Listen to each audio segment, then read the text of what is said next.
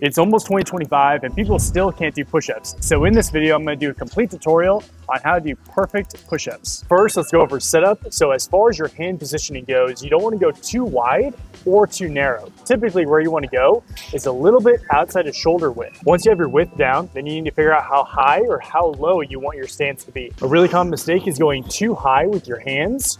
So your push-ups look like this, or going too low where your hands are by your hips. You want to line it up so that way when you reach the bottom position, your hands are by your armpits. A common mistake is actually your fingers. You want to make sure your fingers aren't close together. You want to make sure they're spread apart to really increase your base of support. As you go down, you want your elbows to come back and down at this 45-degree angle. Next, to keep a strong core, you want to make sure that your hips aren't going to be sagging down, and you definitely want to make sure that your back doesn't look like a cat. Next, you want to make sure that your arms aren't protracted forward. You want to start by corkscrewing your hands into the ground and setting your shoulders so that way you can easily go down and back up. Think about rotating your hands slightly outward before you start to go down. Once you reach bottom position here, you're going to forcefully push down and extend the arms straight. Now, if push-ups are too hard, there's two variations I like to recommend. First is going to be push-ups from the knees. Number two, you can elevate your hands onto a box.